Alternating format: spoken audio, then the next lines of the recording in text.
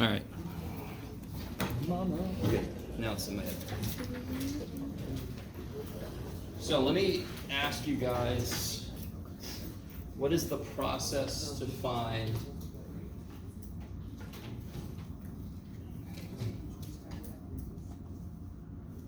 this? The limit definition. Yes. So f prime of x equals? F Nope. F Nope. of x plus h. Nope. Nope. Huh? Limit? There it is. Of f of x plus h minus x plus. Good, okay, now. I know I've said this a million times, but never lose touch with this. This is y2 minus y1 over x2 minus x1. The x's canceled, that's why there's an h. y2 minus y1 over x2 minus x1. That's all this dumb thing is. And what we're doing is, to make algebra happy, we eternally have 2 points, but we get so damn close that we can see what it's going to become when there's only 1 point. Because what do we crazy-ass calculus people want? The slope at 1 point, which is algebraically impossible. But then we created this crazy-ass thing. And we studied the hell out of this, and then we brought this shit back and went, okay, good, now we've got a way to elevate algebra to the next level. We can do more than just straight lines now. Okay.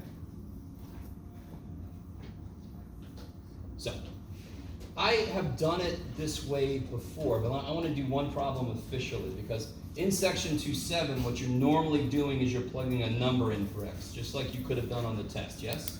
Because on the test, there was a problem that said, what's f prime of 1, or what's f prime of negative 2, whatever, depending on the version of the test you had. Okay. So what if I give us a function, and I'm going to purposefully give us a gross one, so I can talk about something on the side here. Yeah, let's do that. That's right. Okay. Later today, we're going to figure out a shortcut to this. But for right now, we ain't there yet.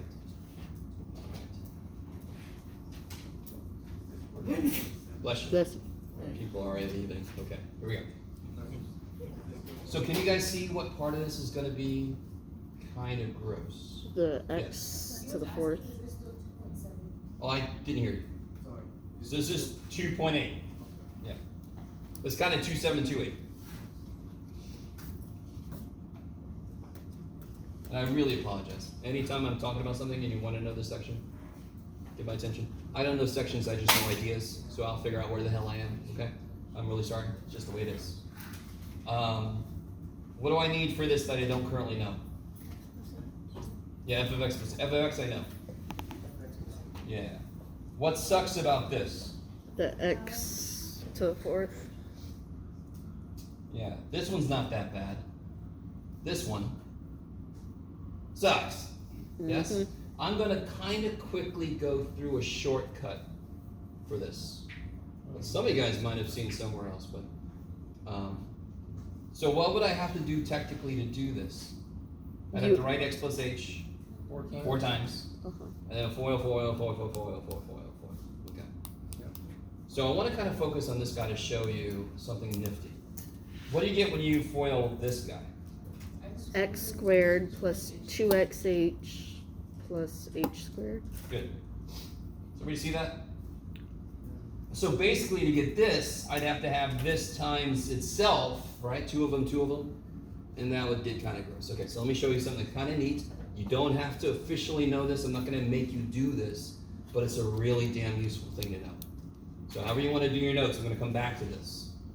This is on the side. So where he goes, God damn Jeff, don't do that. All right, here we go. I'm going to do something that looks like I'm just playing with numbers. So I got 1, and then I got 1. I'm going to put 1s on the outside, and to get the inside numbers, I'm going to add these together.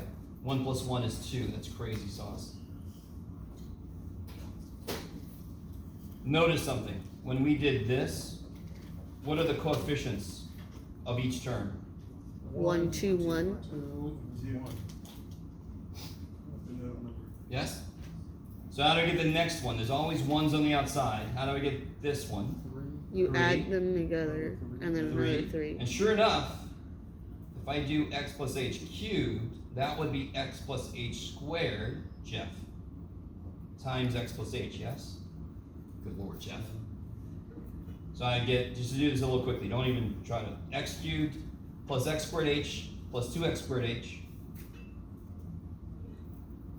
Jeff plus, where am I at? Here we go. X h squared plus 2x squared plus h cubed. What are the coefficients? 1, 3, 3, 1. Yes, I like it. So this little kind of like number freaking puzzle that some math person did when they were bored, it looks like, actually relates to the coefficients of the answer to the appropriate power. So the first thing, what is x plus h to the 0? What's anything to the 0 power? 1. So that's the 0th power. What's x plus h to the first power? 1x plus 1h. That's the first power. Second power we saw. Third power we see now. Yes? Notice also, how many x's in the first term? 3. How many in the second term? 2. Then there's 0. what do h's do? How many h's are here? 0. None. Then there's 1. then there's 2. then there's 3. Oh shit. So what's the next row here? 1's on the outside. What goes here? 4. 6. 4. So x plus h to the 4th power would be 1 all x's plus 4, 1 less x, 1 more h, plus 6, 1 less x, 1 more h, plus 4, 1 less x, 1 more h, plus 1 all frickin' h's. Thank the gods. Instead of doing all this shit again, yes? Now, what did I just say? Do you have to know this? For this class, do you have to know it? Nope. No. It's freaking useful as shit. You're like, I don't know, Jeff. Yes, the appropriate answer is yes. It's just a really good little tool to know. Okay. It's all right, Mike. Sorry. I know, it's a lot. Okay. So coming back to this, I now know what f of x plus h is. It is x to the 4th plus 4x cubed h plus 6x squared h squared plus 4x h cubed plus h to the 4th plus all this shit here. Okay. Stop for a minute.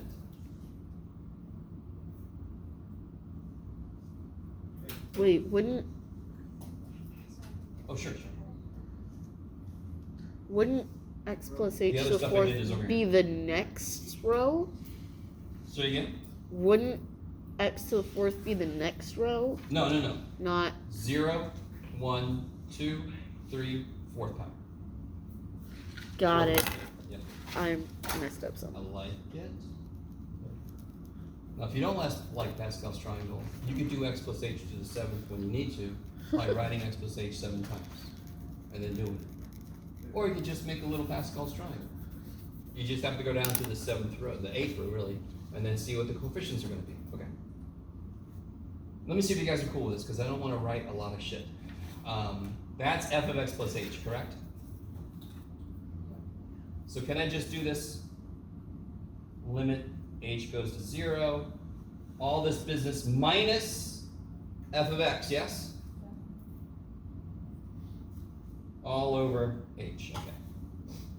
That's the f prime. And now you start to see how some of these problems might require you to turn your paper the other way. What's called landscape instead of portrait. Okay. How you guys doing? Sort of okay? What happens there? Cancel out an h. Yeah, well, not yet. I can't do that shit yet. X to the 4th cancels. And the x squares cancel. The only two things that did not have an h cancel. Every limit definition derivative I'm going to make you do, that will happen.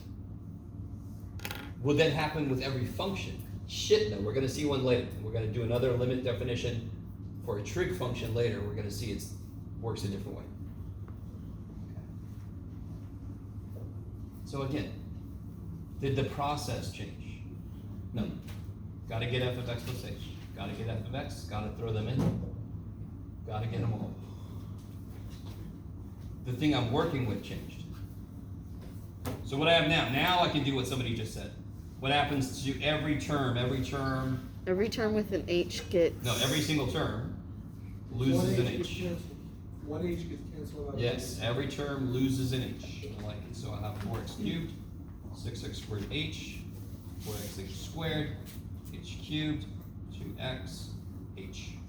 Every term left alive loses an H because I'm dividing by H. Yes?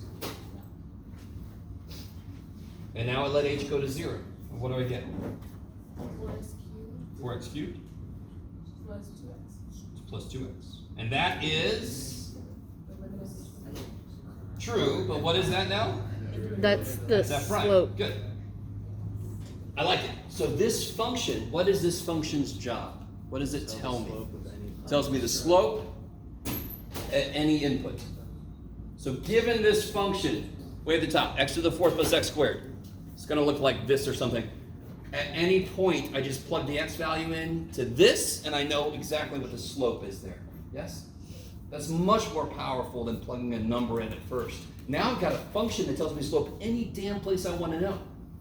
I don't have to do it every damn time. I just plug a number into this thing. Let me stop for a minute. Okay. So to make a complete problem out of this, and you're all like, that wasn't a complete problem? No. So just to remind you guys, here was the function. It's trying to be a 4. Here's the derivative we got. It wasn't the officer, it was the derivative. And now if I ask you, find the equation of the tangent line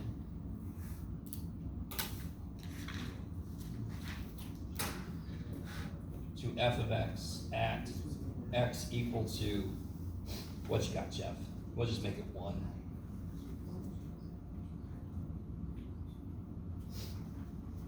Yes? You good? Okay.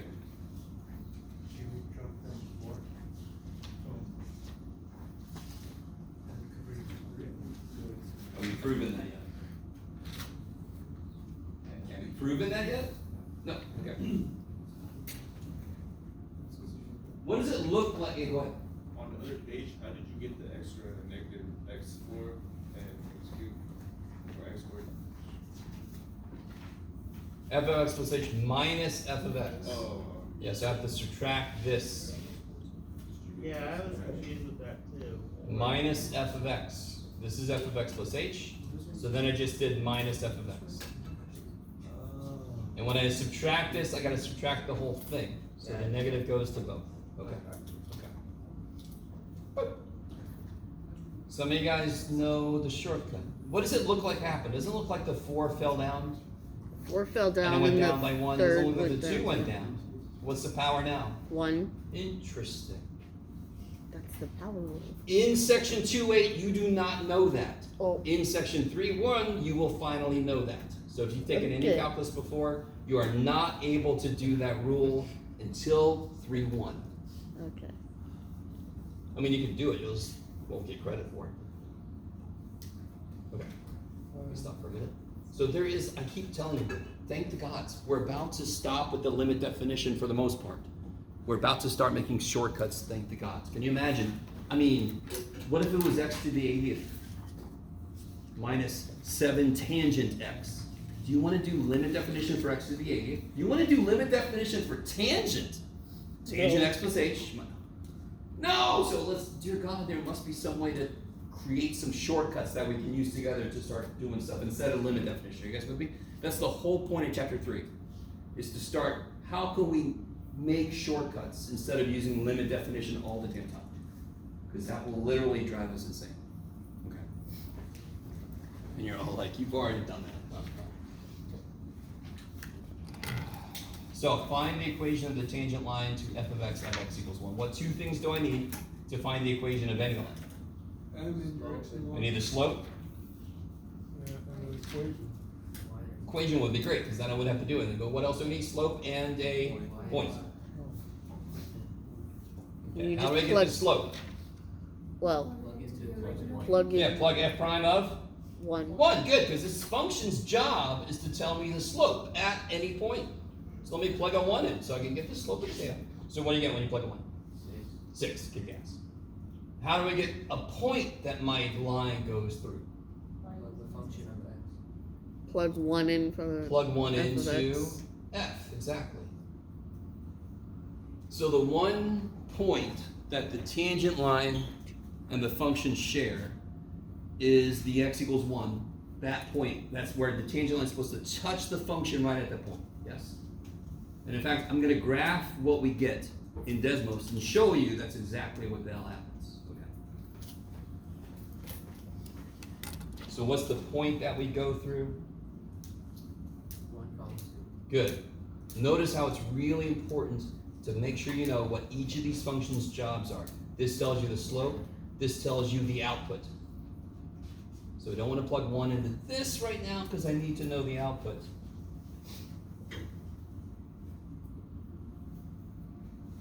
Let me see if you guys can cut through some of the bullshit here. You ready?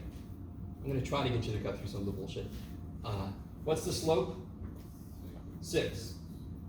What am I supposed to get out when I plug a 1 in? So right now, if I plug a 1 in, what do I get? So I'm going to subtract. I'm done. Yes?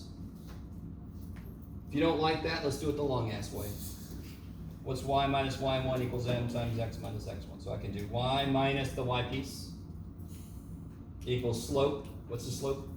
6. 6. X minus 1. Y minus 2 equals 6x minus 6. Y equals 6x minus 4, because I add 2 to both sides, yes? So you can do it either way, I don't care. So again, up here, what did I do? I know that much is true. That much is true. And when I plug a 1 in, I'm supposed to get a 2, so I just subtract 4, so that happens. And look, it's the right answer. Okay. If that didn't make sense, it's okay. You got this. You got this shit. Just do it this way. Okay. Yes? How did you get 2? Oh, when I plug a 1 in, I get 2. Oh, okay. Yeah. So let's do this. Let me pull out so you guys can see. Oh shit, am I all the way out? Yeah, I guess what we'll do. Can you guys see everything you need? Is everybody with me there?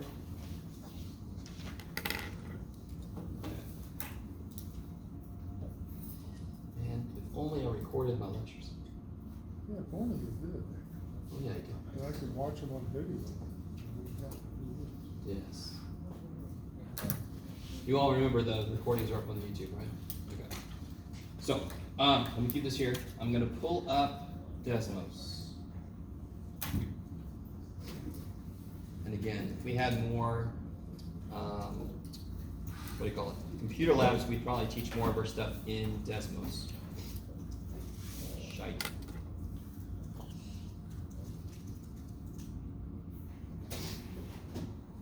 We go back to this in case anybody's still.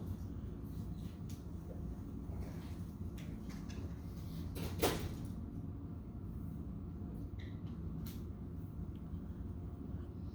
So go to Desmos. First thing I want to do.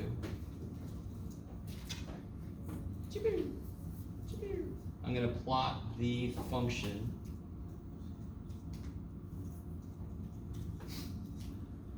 Yeah, there it is. And what was it, 1? So here's this at 1, yes? Let's see, where'd you go? Stop it, stop it. 1, 2 is right. Holy, okay. That's nice, Adobe, I don't care. You guys see how it's curving, yes? Yep. If I zoom in a lot, does that look like a straight line now? Yeah. Okay. All right, don't watch. Don't get sick. You ready? Ooh. Okay. Yeah. So that idea, holy shit, sorry. That idea is called local linearization, local linearity. If I have a nice curve, if I zoom in on it, it'll look flat. Sort of like why there's still flat earthers in this world. Do you guys know that? Yeah. Because we're zoomed way in on the surface of a sphere. So of course locally it looks flat. And they're walking around like, you people are, you globers. Okay, I'm sorry. I'm so sorry that I know this. If anybody in here is a flat earther, keep it to yourself. You're in the right place. Okay. So this guy, let me plug in here. This is what you got. You can all do this shit. Plug in the, where'd it go? 6x minus 4. Does that do what it's supposed to do? Does it hit 1, 2? Yes. Does it touch once and keep going? Yeah. So if there was a planet here, and there's something going around, like a little comet going around it, and then right here, this planet blips out of existence. The comet would then fly off in this direction because it would have no gravity to make it curve anymore. It would just fly off. Sort of like if I did this and I let go, it's going to fly off according to the tangent line at the last position where I held it. Wow! Right? You guys with me a little bit? Okay, that's what tangent line means. If it's just suddenly just whatever's making the curve stopped, that's the line it would follow. Okay, let me stop for a minute. So you could do this with every problem that says find the equation of the tangent line to. You graph the original, you graph your equation of tangent line, and you should see it hits it right there, and it keeps going. Just hits it that one time. Yes? You do the same thing with like your calculator. Of course, yeah, you do the same thing with the calculator. I just figured this is easier to see. You can do the exact same thing I just did with the calculator. I like it. And you can do like your favorite Zoom box too. Zoombox, exactly. Zoombox is awesome on there. Maybe like 2-3 times, and then you'll actually see it. Maybe. Do you see if I zoom in, you start to see a little separation, but if I zoom out, it looks like it's pretty close for a while here, yes? But you gotta zoom way in to see any separation up here. There it is. Anyway, sorry. So later this semester, we're gonna do stuff like approximating the answer using a line instead of some funky ass equation. We're gonna create what's called a linearization of something. It's only good for a little bit. Is this line really close to the parabola forever? No. No, down here it sucks big time. Why does it suck big time? Because I built it right here. So close to here it's good. If I get far away from there, it starts to suck. Okay. So, let me know if you need this worksheet. This is the one we did this side of before. Okay. We're going to do the other side, which is crazy.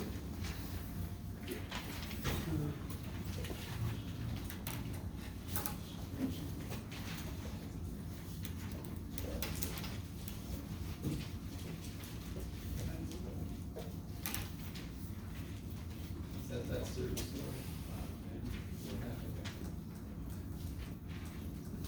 Not really big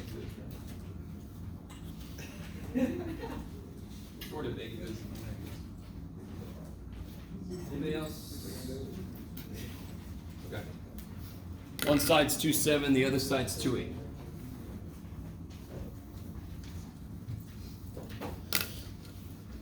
So, all right. Don't look at the instructions. Let me just zoom in on this.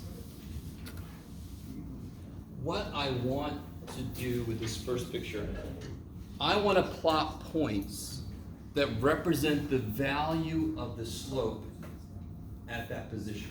So can somebody tell me, for example, about where does this function first have like a flat place? At like 5. Around -3, maybe a little bit to the right of -3, you with me?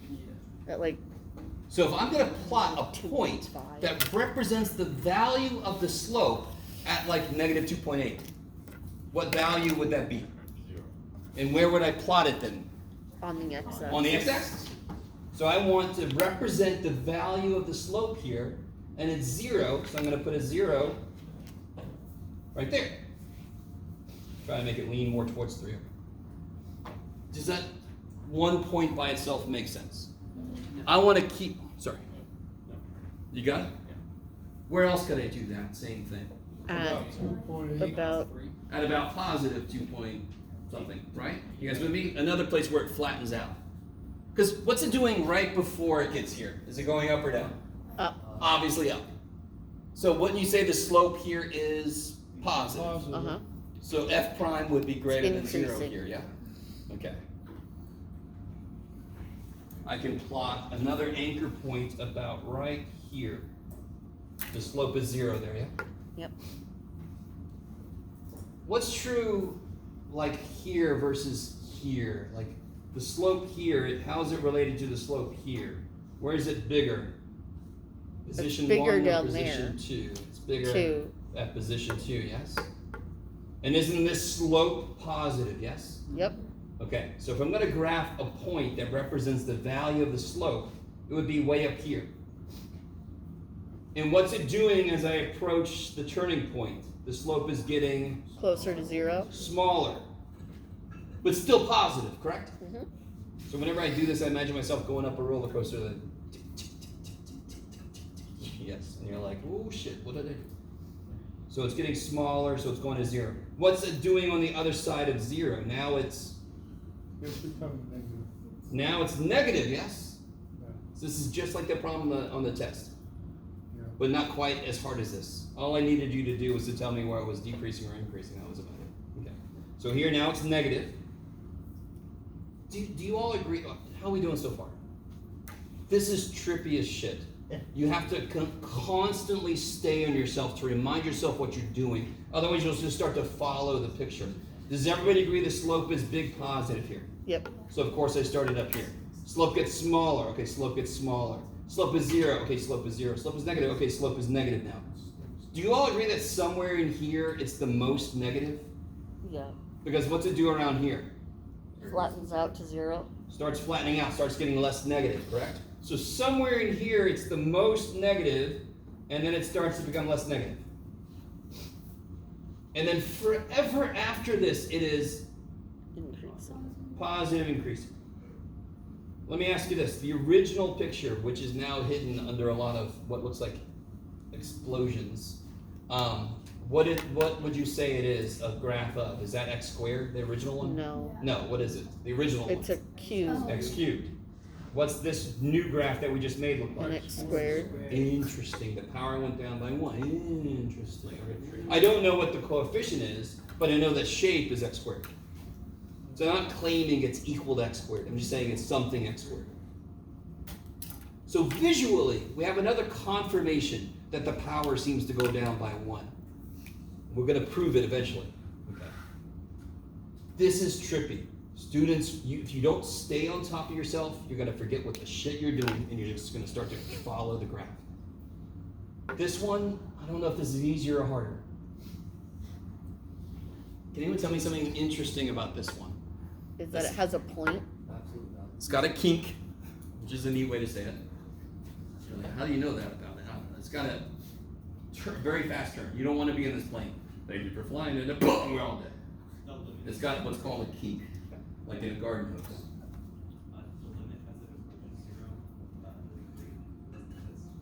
Say again?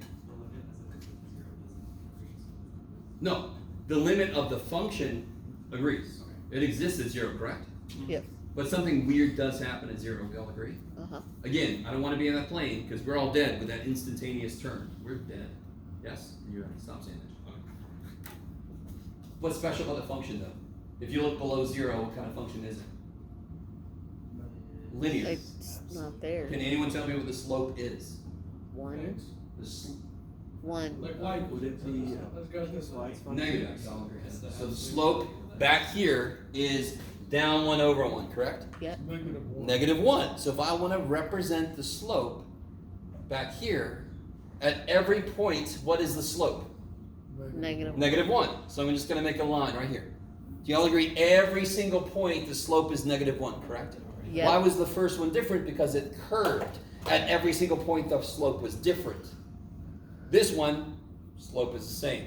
Up until here, yes? Yep. Yeah. How is it, this slope -1? Okay, how do you find slope? Don't you pick a point? How do you get to the next point? Yeah. You go down. over 1 over 1. Right. Rise over run. Negative 1 over 1 is negative 1. Oh. Yes, there we go. Okay, now And I know this is negative because it's going down. So the slope back here is negative 1. Let me just stop right there for a second. What's the slope over here? 1. +1. Positive 1. What is the slope right there? It is not 0. Does not exist. Sorry, I appreciate the courage to answer. Does not exist. Does not exist. Okay. So the slope at a kink, and I'm sorry I'm going to use that word because it's like a garden hose, is undefined. Kinky. So we say that it's not differentiable there. And I don't know if I've said the word differentiable yet. Differentiable Differentiating something is finding the derivative of that thing. It's the name of the process, the differentiation. So this is not differentiable at 0 because the graph of the derivative would be discontinuous there. So to finish this out, So I'm gonna put an open circle here, and I'm gonna put an open circle there. that's what I thought. Yes? Is that true for a parabola too? No, because it's smooth through it. It transitions. So what- Sort of like this is parabolic in a way, and this is parabolic in a way, yes? It's smooth through that transition, so that's, yeah. This is instantaneously going from going here to there. And again, if we're on that plane, we're dead. We can't survive that kind of acceleration. Okay. Yes. So what kind of discontinuity is this? Well, the discontinuity in the derivative graph is a jump. Okay. Yeah. Even So, though if it they doesn't say- have. If they say, is this differentiable at 0? You would say no, because the derivative graph would be discontinuous there. The slope changes immediately at that point. Okay, we stop for a minute. Langoliers. That's an interesting reference. That plane wasn't going anywhere, things were coming at us with a lot of teeth. So let me ask you this then. Can anyone tell me, based on what we just said, where this graph, where this function is not differentiable? -2. Yeah, at x equal -2, because the slope back here is positive, and then it immediately becomes negative. There's no transition, there's no smooth transition. Okay, I don't want to be on that roller coaster. And at 3. Yeah, 3 things are weird, yes? What about, there's another one before we get to 3. 1. 1, it's a little less defined, but it's still an immediate switch. It was something, and then suddenly it was entirely something else. So anywhere it's got that kind of like immediate switch, that kink in a garden hose. So a kink is some type of discontinuity. In the derivative. It's not this. So it's Where's the first place this function is discontinuous? at 3. At 3. Where's the first place the derivative would be discontinuous? -2, yeah. So it's a derivative discontinuity. It's a derivative discontinuity. So when I say, is it differentiable at this point, you think, does the derivative change instantaneously? A kink is the biggest example of that. Now here it's also weird as shit. So x equals 3, it's not differentiable because the function itself jumps. Okay, we stop for a minute. So one's a derivative discontinuity and the other one is a what? So these two are derivative continuities, discontinuity. This one is the same thing in a way, but the function itself has the discontinuity. So it's a So functional it's- discontinuity. So it's Functional discontinuity. both. So it's both different. It's both non-differentiable And a discontinuous and function. discontinuous. Alright. This is a little side note. You're gonna have a couple of homework problems on it, so it's important you kind of understand it. It's not a huge thing, yes. So when we were asked like this question, did we do both of them? We put down both of them for. Yeah, so in this case, there's 3 places where it's not differentiable. Okay. So, yeah. Okay, yes. Does that mean that differentiate the overall graph? I'd have to do it in sections, right? Sort of like, wouldn't, if I said what's the derivative of this, wouldn't you have to tell it to me in 2 pieces? Wouldn't it be a piecewise function? Same thing here. It's got a nice slope, and so bam! Now it's got a nice slope, and so bam! Now it's got a nice slope, and so bam! Now, you know. So that would be 1, 2, 3, 4 pieces I'd define my derivative on. Okay. Okay. This one, I kind of, I'm gonna come back to this, I think. Well, let's see what you guys, let me do the first one at least. Does everybody understand, what is this a graph of? The derivative. So this is the slope. And I want to get a graph of g of x. Now let me ask you this. If I said, here, everybody do this for me. Don't make a big deal out of this, but make a little XY table. I'm sorry, XY coordinate system, XY plane. Yes? Y, X, okay. Can you graph the line that has a slope of 2? Yes. Yes. You should be troubled about one word in there, because how many answers could I get? How Infinite. many lines have a slope of 2? This one does, and this one does, and this one does, and this one does. They're all parallel, yes? Yep. So the minute you draw one that has a slope of 2, every parallel line to it has a slope of 2. Is everybody with me? You guys with me? Do you understand that if I know the slope, I don't have enough information to tell what the original thing was? What is the slope of y equals 7? 0. So every constant, the derivative is 0. And it makes sense. What's derivative again? Slope. Well, what's that word based? It's the rate of change. So if I say the table is 4 feet off the ground, the tabletop, 4 feet off the ground. Okay, let's wait a minute. Okay, how tall is it now? 4 feet. So if it's a constant, is it changing? No. So what's the rate of change of the height of the table? 0. 11. So every constant becomes 0. So if we know the slope, we don't know what the y-intercept, the original thing was. So if I ask you, graph the line that has a slope of 2, you should go, oh, what do you mean, which one? Does it go through 0? Does it go through 1? Any of those could be the answer, correct? Okay, so with that in mind, that first little piece, what's the slope of g from -5 to -2? It's 3, yes? This is a graph of g prime. So if I see 3, that means the slope of g is 3, correct? So starting at -5, so what I'm going to do is, so I'm going to draw a line that has a slope of 3. I'm not going to start up here because slope of 3 is going to take me off the graph. But if I start down here, how do I make a slope of 3? Go up 3 over Up 1. 3 over 1. Up 3 over 1. Up 3 over 1. There, I stopped there, of course. That's where it stops being a slope of 3. Is everybody with me? So this is one possible g of x. How many possible g of x's are there for that piece? 4. Infinitely many. I could just move that up slowly forever. That's infinite already, but I could have went down forever, and that's another infinite. Holy shit.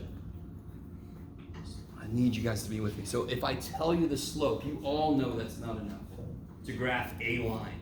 That's a whole bunch of frickin' lines, yes? This is going to become very important when we start going backwards with this stuff. What about between -2 and 1? This is where things get a little bit interesting, sort of. Slope of 0. So what kind of line has a slope of 0? So to be honest, I could just graph right on top of this and that would answer it, wouldn't it? I just need if I want to do it straight from here, I could just do over to, where is it, 1? Does that have a slope of 0? Yep. Yes. But you could have made this little piece anywhere you wanted to.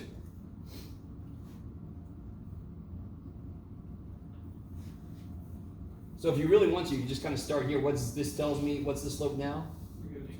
So now from here, if I want to, I can do it anywhere I want to, but if I want to start from right here, I go down 2, over 1, down 2, over 1. But you can have this little line segment can be any freaking where you want it to be. Because they all have a slope of -2. And then finally, this one says they have to have a slope of 1. So from here to here, I can just make a slope of 1. So how many possible answers would there be if this was on a quiz or something? Technically infinitely many, but with the space I give you, there's like a few. Yeah. Okay, maybe let me stop for a minute. It's trippy. So I can go both ways. I can give you a function of g, graph, and you have to graph the g prime. You have got to remind you, I'm graphing if it's positive, I should be up here. If the slope is negative, I should be down here. Yes? So you really have to keep on yourself to do it. Okay. So you guys look appropriately scared. But this is not as bad as it seems. You just need a little practice. Have you ever done this before? Some of you guys, yes. Some of you guys, no. Okay. Let's not worry about that one, all right? We'll come back to it. Don't worry. Okay. Get out of here.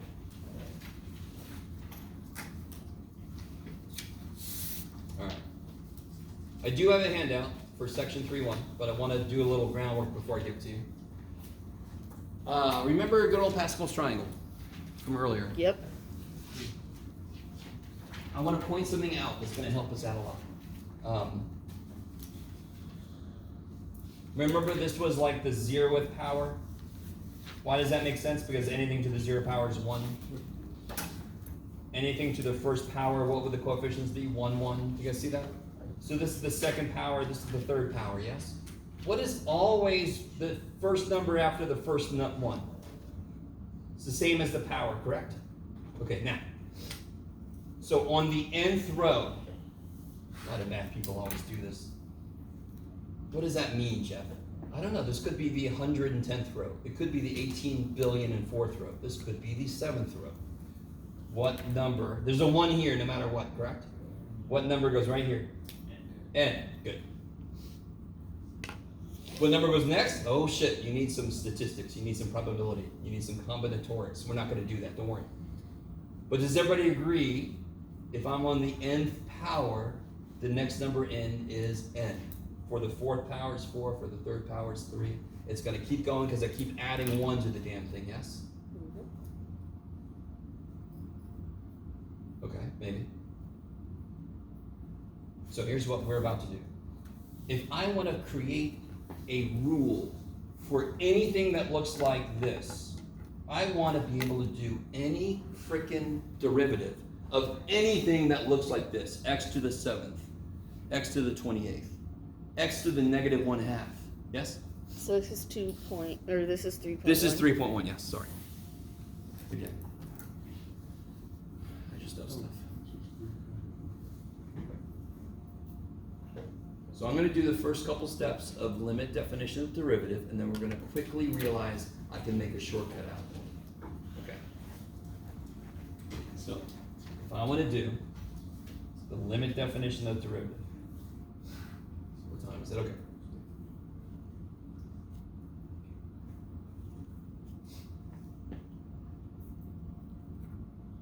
By the way, I'm going to let us out a little early, so I'm not going to give us a break, because we're going to get a big old break at the end. Is that okay? Anybody upset at me for that? No, but sometimes you say big old break and it's like 5 minutes in. Whoops. Okay. Today, I mean, it's going to be a decent, yes, like 7 minutes. I know. Don't get used to it, kids. Maybe 7.5. Okay. So quickly, you guys realize that this part is the one that's going to suck. Yes? So if I want to look at this, this would be x plus h to the n power, yes? Okay. I'm not going to, no, let's, can somebody just tell me what the very first term would be if I did multiply all this shit out? X to the n. X to the n, yes. Then it would be plus, what's the coefficient? No. Because now I'm n, yes? I'm nth power, not 2nd power, sorry. Okay. So this would be n, x, how many x's do I have now? -1. 1 less, and how many h's do I have now? 1 more. Yes? That's how it works. Plus other shit. What's true about the other shit? What's the lowest power of h that the other shit has? Every term has at least how many h's in it? You could do it. No. This has 1. This has none. 1. 2. They have at least 2, yes? You're like, okay, man. Get to a point. Okay. I'm going to stop here in a second and give you the handout because I got this on the handout, but I just really want you to understand this first step. X to the n plus n, x to the n minus 1, h plus other shit, minus f of x. So these cancel, yes? All over h, yes? Let me stop for a second. Understand, how much is in here? How much is in there? Like a stupid amount. Yes? There's a lot in there. Depends on how big n is. You guys with me? If n is 18 billion, there's a lot of stuff in there. But what's going to happen? Don't these die? Don't these cancel? Yeah, we're just going to Yep. do this all the way. We just decided now. Don't those cancel, yes? Yep. Doesn't everything left lose an h? Mm-hmm. So this loses an h, yes? Yep. Everything else, they had at least 2 h's. Now everything else has at least 1 h. So this is other shit with at least 1 h, yes? So if I let h go to 0, every single thing that is in this Oshkosh thing here becomes what? Every single thing in here has at least 1 h. If I let h go to 0, they all become 0. So I just get this. What the shit does that mean, Jeff? I don't know. That's the power rule. Yes, that is. So I'll show you a concrete example, because right now that looks a mess. But look what happened. What does this say? If I have, let me rewrite this. And by the way, if you're desperately trying to take notes, it's all in the handout. So let me just do that. Let me just give you the handout. Because it looks a lot better. Because the computer made this. My type, but you know.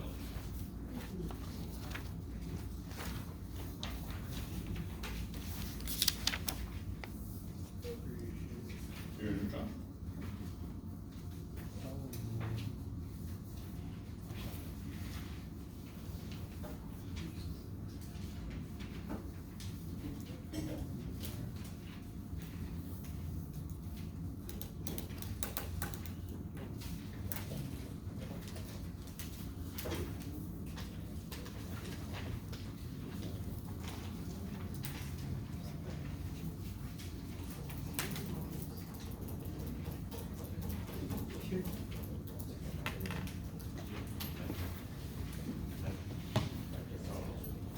Oh man, I wanted to do one thing.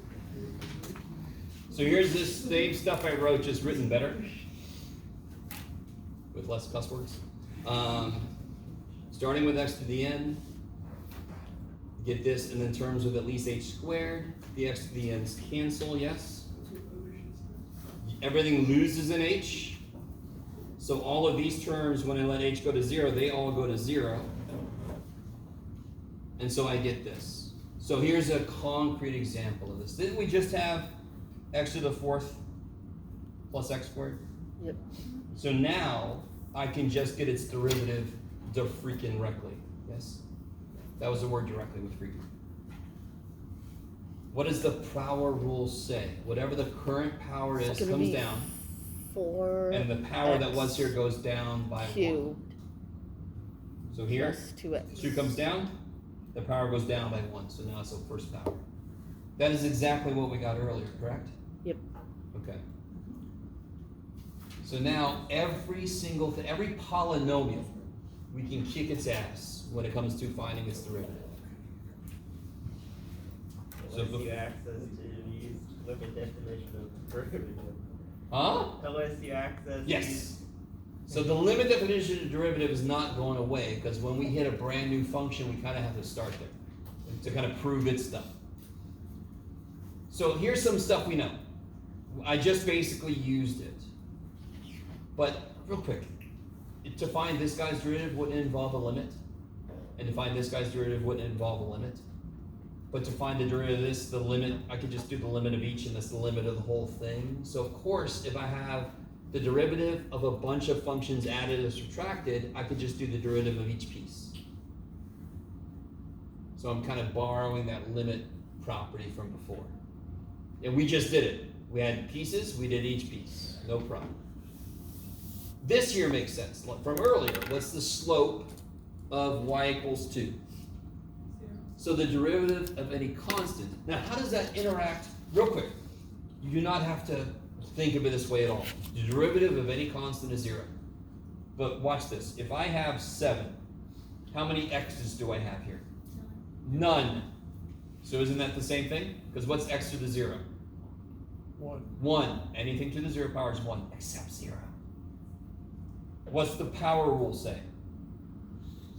Then you bring The it power down. comes down, it goes down by 1. Well, what's 0 times who cares? 0. There. So the derivative of any constant is 0. You could even do it with the power rule, but just don't. That's silly, but I want to show it to you once. It still follows the power rule we just created. It has to. So if I ask you what's the derivative of pi, it's freaking 0, because pi is a constant. Yes, I love it. And then the last little dude here is any constant multiple of a function. I could just kind of, I don't have to really think about it. So like for example, let me give you two things in a row. What's the derivative of x to the 11th? Oh shit. 11x to the 10th. What's the derivative of 5x to the 11th? Yes, so the 5 just comes for the ride. Just like the 1, isn't there a 1 here? Didn't he just come for the ride? 1 times 11 is 11, so whatever the shit's there, it just multiplies by what's coming down. 11 comes down and says, oh shit, hey. And then it still goes down by 1. Yeah. It's just to show you what I was talking about earlier. Should I do that? No, I'll do it this way. What's this guy's derivative? 4. 4. But if I tell you I have a line whose derivative is 4, is it necessarily this line? Because I could have put anything here, right? In fact, what's the derivative of this? It's a B. M. So I lost information about the B. I don't know what the y-intercept was if I just tell you what the slope is. Okay. Yes? So do you want us to put like plus any other constant or something? You're thinking about antiderivative. We're not there. So We're doing derivatives. We're just killing shit. Later we're going to be doing antiderivatives. That's where things get neat.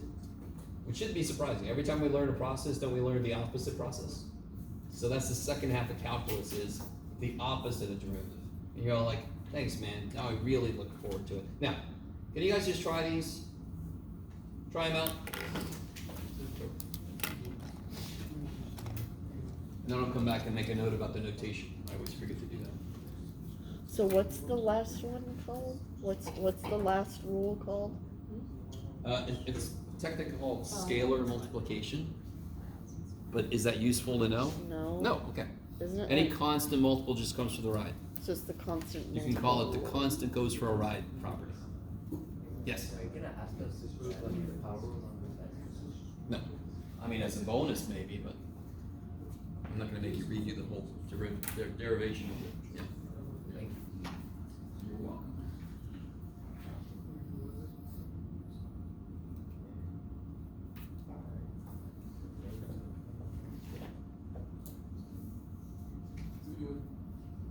Yeah. You're doing number 1, as many as you can. Just to let you know, it doesn't matter what the power is. That power rule works. The power could be a 1/2 power, it could be negative 11 power. Yeah, it'll always come down and go down forever. Second. Oh yeah, exactly. So 2/3 comes down. When you subtract 1, it goes negative. Of course. Oh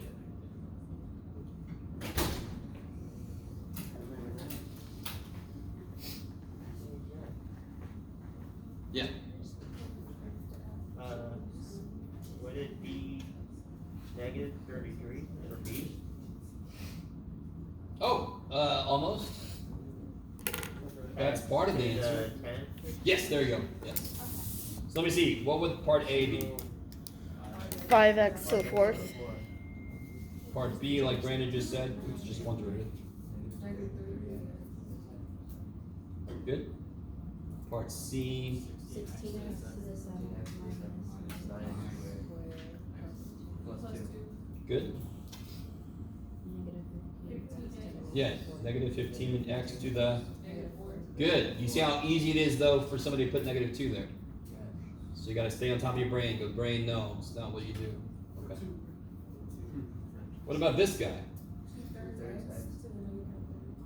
2/3 x to the negative 1/3. Yeah. So here's a cool thing about fractions, by the way. Let me just say this to the side. If I had to do x to the 7/11ths and I had to take its derivative, here, this is really cool. Okay. When I subtract 1, wouldn't 1 be 1/1 always? So wouldn't I just multiply it by this and make it 11/11? And then I do 7 minus 11. Whatever the shit that is am I not going to end up doing 7 minus it? So what's the shortcut when you're taking the derivative of a fractional power dude? 7 minus 11 over 11. top minus bottom over bottom. Right? So sure enough, so this would be 7/11 x to the negative 4/11, yes. So here, 2 minus 3 is negative 1 over 3. Or you just subtract 1. Right, this little short. What about this guy? What sucks about him? Is he in the right form to attack with this rule? The rule only works when you have A power. x to a power. But you can rewrite that Beautiful. root. I can rewrite Power. it. So how can I rewrite it? X to the 9 to Negative the 1 next 7 corner? No, of course not. What's the root? 7. 7. And roots are on the bottom of plants. And what's the power? And 9 is up top because power is powerful. Root, bottom, like plants. Top, power because it's powerful. Now I can take a derivative. I have not taken a derivative yet, right? This is the biggest mistake when you have something you have to simplify is people stop here because you're like, I did work. You haven't done a derivative yet. So what's the derivative in this case? 9 sevenths. Over 2 7. X to the 9 minus 7, 2 sevenths. Chico!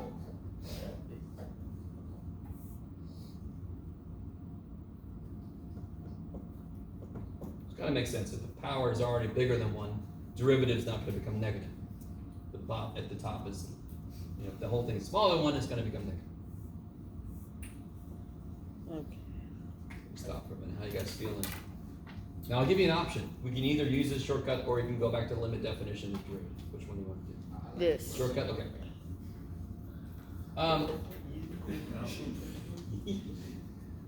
Yes.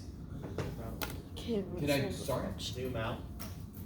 Sorry. Zoom Oh, out. zoom out. Okay. Sorry. You're okay, you're okay. Okay. So on number 2, to find the tangent line of anything, to find the equation of any line, what do I need? 2 things. Slope. Slope and a What do I point. have? You have a I have a slope. point. I don't know what the freaking slope is. So now I can focus on the slope. I got a point, so now I can focus. How do I get the slope? I have to find The derivative. What do I want to do to f before I start taking this derivative? Is everything in there in the right form? No. No. All right, do it. Find You the can- slope. It's 2x to negative 1.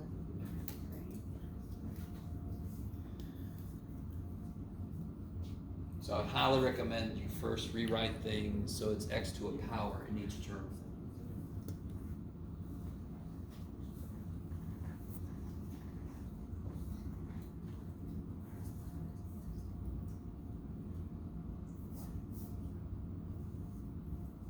So before I take a derivative, put 2x to the, good, now I can attack it. So don't put prime until you're actually doing a derivative. So I've just rewritten the function. Now I can do a derivative. 4x cubed Careful. plus. 4 comes down, there's already a 3 there. Oh, 4 comes down, there's already a 3 12. there. 12. 12x cubed Negative 1 comes down. plus Good. 2x to the negative 2. Chickens the acid.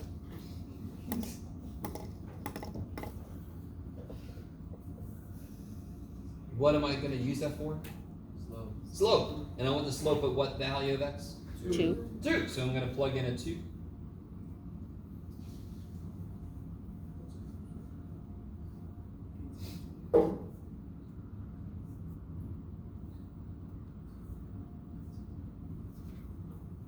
So I get 12 times 8. So that'd be 96 plus 2 times 2 to the negative 2. What's 2 to the negative 2? 1/4 times 2, 1/2. So my slope is 96.5. Are you guys excited about that? Not really. Oh yeah, it's awesome. Who gives a shit? Who gives a shit, right? What do I do now? Do I have the point? Yes. I do. Do I have the slope? Yep. I almost do not care what the hell they are, because what do I do? Plug it. Y minus y1 equals m times x minus x1. Yes? Why'd you do 2 to the negative 2? Like 2 How'd I do the what now? 2 power negative. So 2 squared is 4, so 2 to the negative 2 is 1/4. Negative power just means flip. And then times 2 is 1/2. So I get 2 times 1/4, 1/2. Negative power means flip. What's 2 squared? 4. So what's 2 to the negative 2? 1/4. Okay. And now this you just have to. So I think you guys will understand this phrase. The higher up you get in math, the more you need math stamina. So y minus 47 equals 96.5x minus twice this. Yeah, 193. And then you can add 47. Good, and then add 47, yeah, you got it. Y equals 96.5x minus 146, I think. Yeah, okay. Yep. Not the prettiest numbers, but who cares? I didn't have to do much with them. What do you do, right? Okay. Yes. Sorry. Y minus 47, y minus y1 equals m times x minus x1. Right? Huh? So I've got, what's the other equation? The most basic equation of a line is mx plus b. Yep.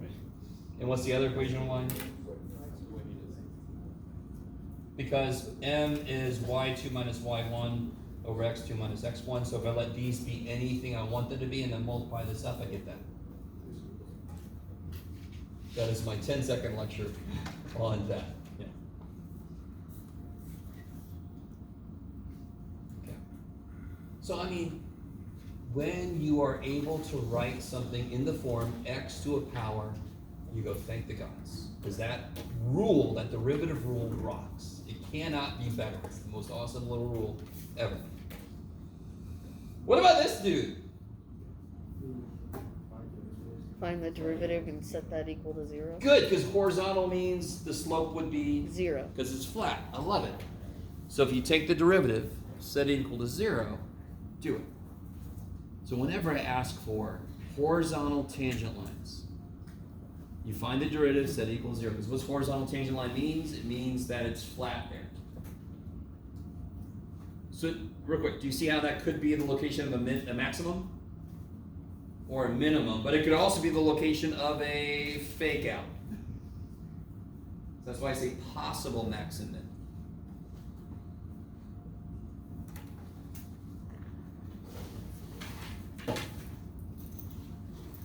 What did you get after the y equals negative 146? You're welcome. I added 47. I forgot to run it over here, but Oh, no, that's fine. I was just trying to make yeah. sure. See, now you it makes it got clear. Yeah. Yes. Do you want the locations in points or just the x's when at what x? Oh, when I say where is the x value? Just x. Yeah. Goodness.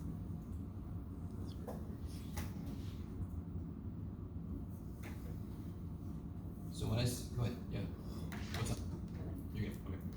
When I say horizontal tangent line, that means the slope equals 0. Slope, derivative. Get derivative, set it equal to 0.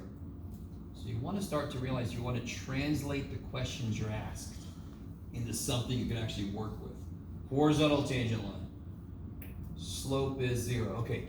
Derivative set equal to 0. Okay. So it takes a couple of steps to translate from book speak to stuff we could do. So what's the derivative? 3x squared Good. plus 12x 3x squared minus 63. Plus 12x minus 63, and I want to set that equal to 0. Now, dear God, don't do 3 times 63 and go insane. Can't I divide everything by? 3. Yes, dear God. Any damn time you can divide by 3 and it's equal to 0, or divide by anything. Do it, all the numbers get smaller. So now I get x squared plus 4x minus 21, and that's even. Is that okay to say? Thank you. So then you get x So plus 7. multiply to 21 at. So I get -7 and 3. Those are the locations. Those are where the function would have a horizontal tangent line. Later this semester, we'll talk about how to investigate, is it a max or a min, or is it a fake out? Like, if the unemployment rate was going up and then it did this, we're like, please, oh shit, so it could be a little fake out. No. So that wouldn't be a max or a min, it would just be a little resting point. Oh. We still have the 3 though, out in front.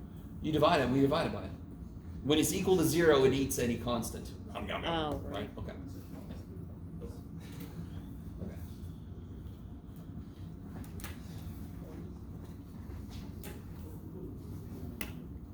All right. So I promise this will be the last thing for today. And now it's like you should have. How long is this going to take, John? About an hour. No, I'm joking. Nowhere near that. Okay. I just want to show you an example, and this is going to come up later this semester, so I just want to do it right now because we're crazy. Everybody knows sine. It has an interesting slope situation going on. Is this sine's derivative? Yes, we're going to try to figure out sine's derivative. I know some of you guys already know it. But we're going to try to figure it out. And one thing we're going to have to need to know how to do, I'm going to focus on it right now. I want to analyze the limit as x goes to 0 of sine x over x. Why did it all of a sudden become over x? You just made it over x? You'll see in a minute. I want to do this now, so then we hit it in the limit definition we're going to do. We already know the answer. Okay. Can you guys help me? What kind of a table would I want to set up to investigate this? Well, X on one side, Sure. and then sine of X on the other. Yeah. Okay. Sine x over x. Yes? Okay. What values would I want to throw in there? 0.1, 0.01, 0.001. Is that good enough? No. Nope. Negative 0.001, negative 0.01, negative 0. All right. So in case, did I bring him? I don't even have my own damn calculator. Too bad for me. You wanna use mine? Yeah, thanks. Ooh, look at that. Lavender and shit. All right. Excusez-moi. So if you guys remember, if you set your table to ask here, I'm going to go to y equals and I'm going to plug in sine x divided by x. What do you think I'm going to also check? Okay, trig hold on. students? How did you get to? Huh? How did you get to the ask thing? Second window to table set. Got it. Make sure it's asking me for the x value. Got it. Make sure you're in radian mode. Good. I want to make sure I'm in radian mode. And I am. Look at Mike having it all set up for me. So second table set, make sure you're set to ask. Got it. Put the function in. Make sure you're in radians. How do you go to that screen right there? This one. Mode. Yeah. So now hit second graph to go to the table. Oh man. Clear out. Oh, let me do this real quick. Table set, auto, table, set, ask, table. Okay, good. It's a quick way to clear your table. Sorry, Mike, I should have asked you first. You're like, go, Jeff! Why did you do that? So 0.1, 0.01, 0.001, negative point, you can do it, Jeff, 001, negative 0.01, negative 0.1. Okay. So now I can see, now this is kind of silly because it very quickly, can anyone see the pattern? You gotta look really close. Alright. Shit, yeah, alright. I think it approaches 1. I don't know, Mike. That's a big step. So this limit looks to be approaching 1. And I will tell you, it is 1. So it's really, really neat. In fact, if you have a calculator, can you very quickly make sure you're in radians and tell me what sine of 0.009 is?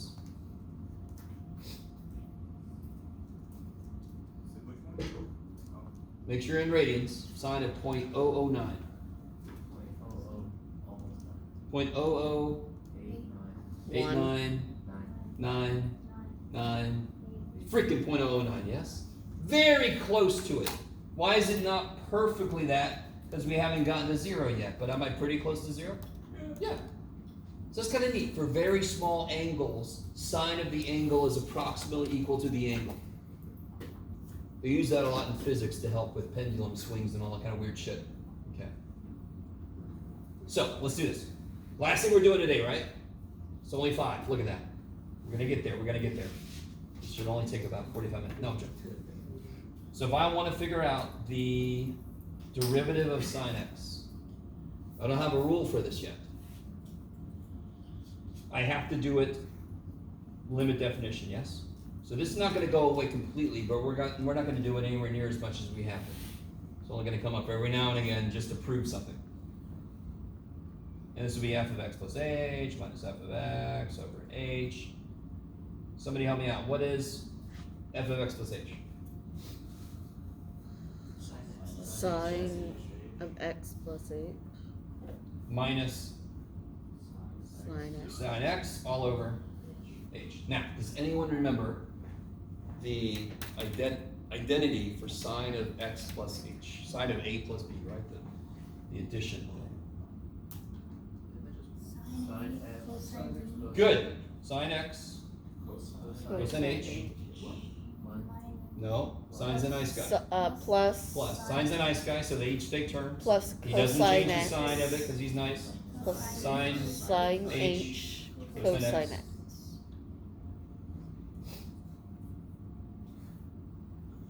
That one cancels. Hold up. Is everybody with me?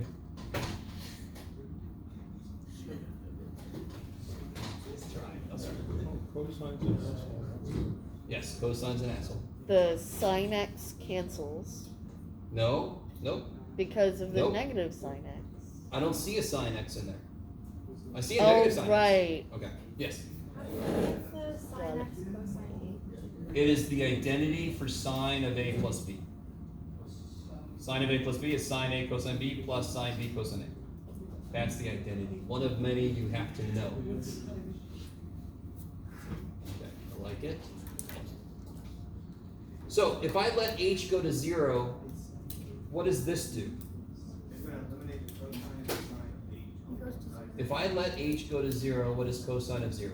Which one? No. What is cosine of 0? 1. 1. So this is sine x. This first piece is just sine x. You with me? Yep. So the limit of this piece, I should be more careful, but I'll be okay. Let me not do that yet. And You'll then be the alright, Jeff. sine of h. Yeah, these is will 0. cancel. Yes. So I'll have sine x minus sine x. So these two will cancel now. Because if I Yes. let the h go to 0, this is going to 1, correct? Yep. Okay, so And these then go you've away. got So now it's all about, what's the only thing left alive? Sine This goes to h sine, or it cosine dies with h. this sign. All I have left is this business.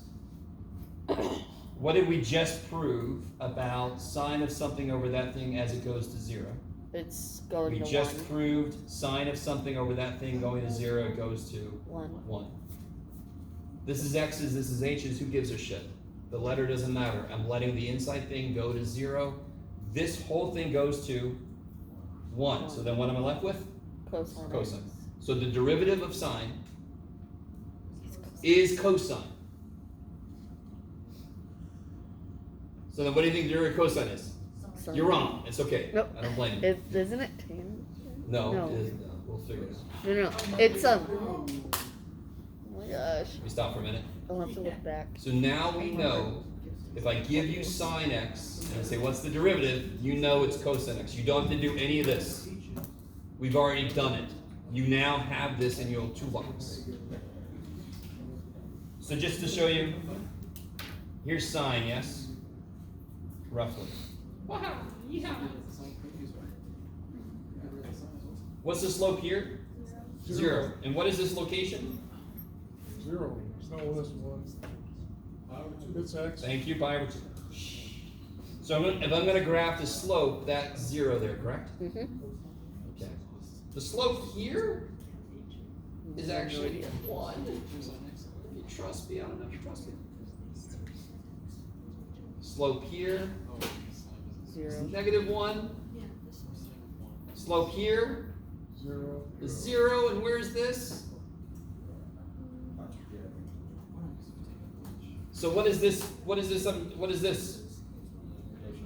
That's freaking cosine. So visually, you can see that it makes sense. Now I kind of need you to trust me that this is 1, but you can see at least the shape of it is certainly looking like a cosine. Starts high, goes to 0, goes low. That's what cosine does. I started with sine. Visually, I roughly got cosine. So that kind of confirms what we got here algebraically. Okay, I like it. So is the derivative of cosine negative sine? Yes. Okay. And you can do the same thing visually, but we can also do it this way.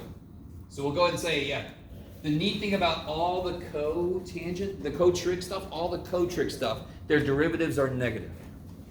We're going to finally start to see why we call the things that we called co. One of them is all the derivatives are negative. We'll learn that later this semester. That's enough for today. That's plenty. Okay. If you got any questions, let me know. Otherwise, I will see you next week. Unless you come to my office hours or something. Yeah. Yeah, that gets weird because cosecant is 1 over sine. So That's- derivatives should be really weird, Isn't it like right? So we're gonna get there someday. isn't it like tangent cosecant or something like that? Huh? Derivative of secant. There's one that's like tangent squared cosecant or something. No. Like that. Derivative of secant is secant tangent. Derivative of tangent is secant squared. Yeah. Hold on a second. Do you have any other office Tomorrow? Because I did see that it was like 8 o'clock. What is tomorrow? Thursday? I'm normally in my office in between from 10:30 to 12:30. Till 12, yeah. I don't have that listed, but I'm normally in there. So if I'm not there, just sit at the table. I'll be back from wherever. Yeah. Okay. All right. So I need to talk. You're Talal?